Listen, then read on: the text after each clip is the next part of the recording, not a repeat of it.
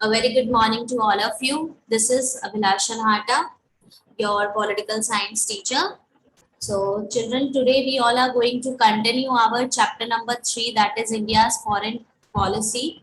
And under this chapter, CBSE has updated some topics, ठीक है, जैसे कि सब जो इंडिया और इजराइल का रिलेशन है, तो इंडिया एंड इजराइल दोनों का ही रिलेशन जो है आपके दोनों ही बुक में जो है नहीं दे रखा है, ठीक है।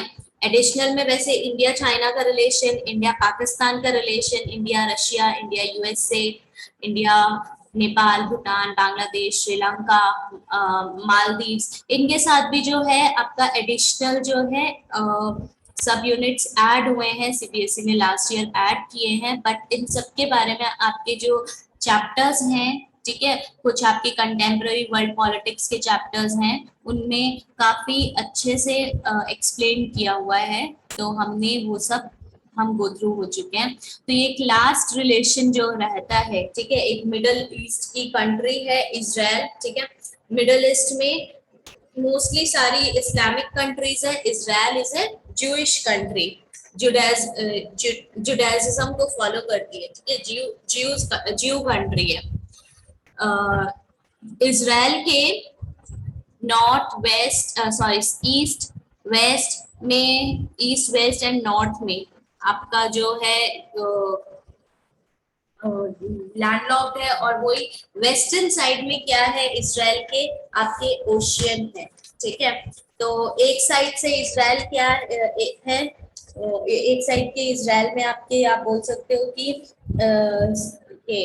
इजिप्ट के भी पास में है, और इसके आसपास में क्या है आपका समुद्र है, मेडिटेरियन सी है उस साइड में। और आपके ईस्ट में कौन सा देश है, ठीक है, इजराइल के इराक है, और जो नॉर्थ ईस्ट साउथ ईस्ट में बोलेंगे तो हम सऊदी अरेबिया है, और उसके नॉर्थ में कौन सी कंट्री है आपकी, सीरिया है, ठीक है। तो आपके वर्ल्ड पॉलिटिक्स वाले बुक में जो वर्ल्ड का मैप दे रखा है, तो आप एक बार उसको गो थ्रू कर लेना और उसमें देख लेना क्या है इजराइल की जो लोकेशन है, ठीक है, वर्ल्ड के मैप में क्या है।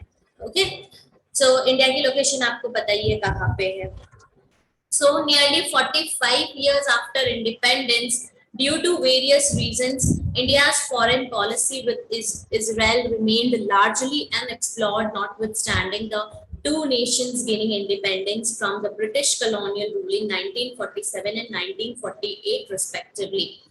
In the year 1947, India got its independence, and in the year 1948, Israel got its independence from the British colonial rule. Okay, but India 2 years तक जो इंडिया है, इंडिया ने इजराइल की जो वर्ल्ड के मैप में इजराइल एज अ कंट्री उनको क्या है आइडेंटिफाई ही नहीं किया था, ठीक है। उन्होंने उसको माना ही नहीं था कि इंडिया और इजराइल जो है एक कोई कंट्री है, ठीक है। बट फाइनली 1950 में क्या हुआ, इंडिया ने इजराइल की लोकेशन को, इजराइल को एज अ कंट्री क्या कर लिया था, आप बोल सकते हो एक्सेप्ट कर लिया था, या फिर एज अ कंट्री उन्होंने बोल दिया ओके इजराइल जो है एक कंट्री है। 1950 में किया था, 2 इयर्स तक, 1948 to 49 एंड 49 to 50, 2 इयर्स तक उन्होंने, इंडिया ने जो है इजराइल की लोकेशन को कोई इंपॉर्टेंस नहीं दी थी। Okay, and finally approximately like आपके 45 इयर्स तक जो है इंडिया और इजराइल का कोई एज सच कोई भी रिलेशन नहीं था, ठीक है, ना ट्रेड को लेके, ना मिलिट्री को लेके, ना किसी भी चीज को लेके इंडिया और इजराइल का कोई भी रिलेशन नहीं था। इजराइल जो थी एक वेस्टर्न अलायंस कंट्री थी, ठीक है, नाटो के अंडर आती थी, नाटो का पार्ट थी। एंड फाइनली 1992 में क्या हुआ था, 1992 में India's foreign policy with Israel remain largely unexplored notwithstanding the two nation. Notwithstanding, ठीक है, इसका मतलब क्या है, इन स्पाइट ऑफ लाइक दोनों ने 1947-48 में इंडिपेंडेंस पा ली, उसके बाद भी क्या हुआ, उसके बाद भी वो लोग जो स्पेशली इंडिया जो है वो इजराइल को एज एन इंडिपेंडेंट कंट्री जो है उन्होंने आइडेंटिफाई नहीं किया था। फाइनली 1992 में क्या हुआ था, इजराइल में जो है इंडिया में जो है एक इजराइल, न्यू दिल्ली में इजराइल एम्बेसी ओपन हुई। और आप बोल सकते हो कि मुंबई और बैंगलोर में भी क्या है, आपके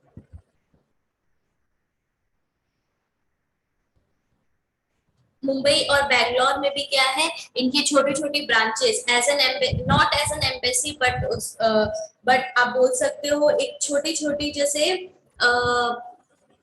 एक ऑर्गेनाइजेशन जो है इजराइल की ओपन हो चुकी थी। ठीक है, दो historical and cultural ties between India and Israel have gone back from times immemorial, diplomatic relations formally developed between the two after the opening of Israeli embassy in India in 1992। वैसे तो जो Jews को आपको पता ही है, Jews का जो और ज्यूज और इंडिया जो है एंशियंट टाइम में भी काफी लाइक एक दूसरे को उन्होंने असिस्ट किया है, हेल्प किया है। इंडिया ने हमेशा अपने जो है अपनी लैंड को ओपन रखा है ज्यूज के लिए। अगर कोई इस्लाम कंट्रीज इसराइल पे अगर कोई अटैक करती है एंशियंट टाइम पे, नॉट अभी, हम ये नहीं बोलेंगे कंटेम्प्ररी वर्ल्ड में या उससे पहले की 100-200 साल की बात नहीं कर रहे, उससे पहले भी ज्यूज जो है इंडिया में आए, ट्रेड करने के लिए आए। तो उस टाइम पे भी क्या किया था, इंडिया और इसराइल का जो रिलेशन था, चाहे आप हिस्टोरिकल रिलेशन बोल दो या कल्चरल रिलेशन बोल दो, काफी अच्छा रिलेशन रहा है। ज्यूज को हमेशा इंडिया ने क्या है वेलकम किया है। So, but after this, like after World War II, after the independence of both these countries, जो diplomatic relations बोलेंगे ना, अब diplomatic relations से क्या समझते हो?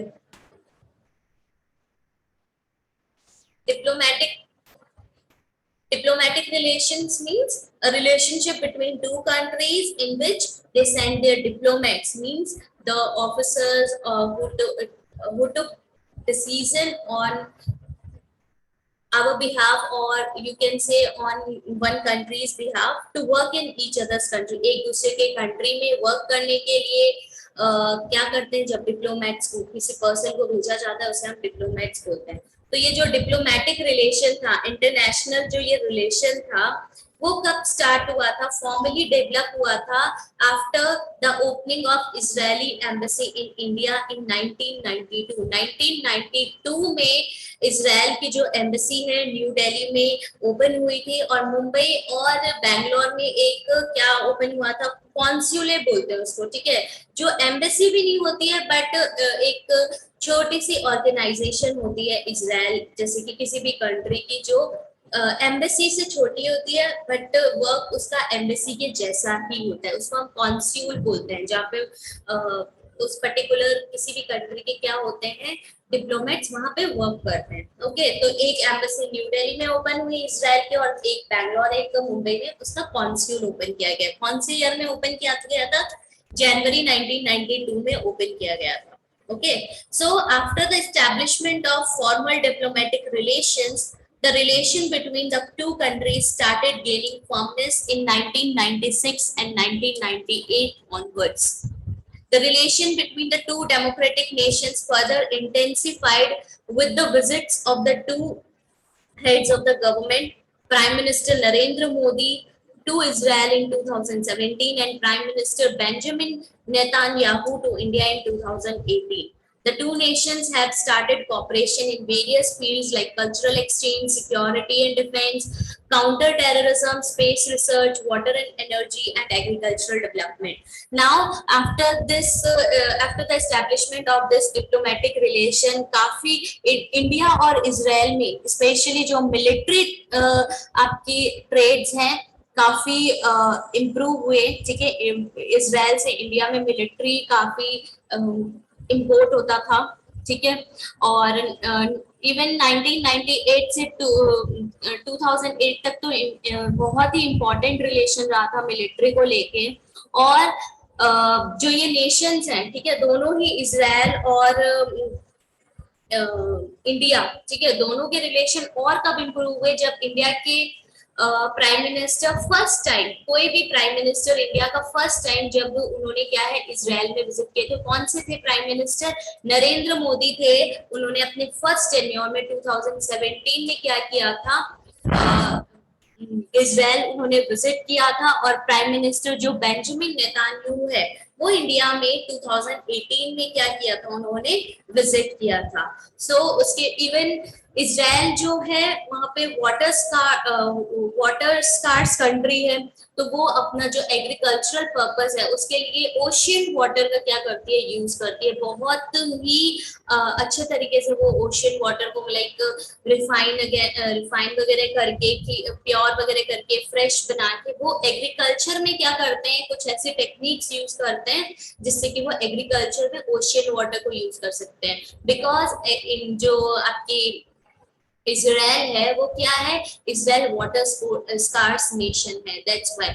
और इजराइल एक ऐसी कंट्री है जहां पे जो चारों तरफ से, नॉट चारों तरफ से, यू कैन से तीनों तरफ से क्या है, एक इस्लामिक कंट्री से क्या हुई है, घिरी हुई है।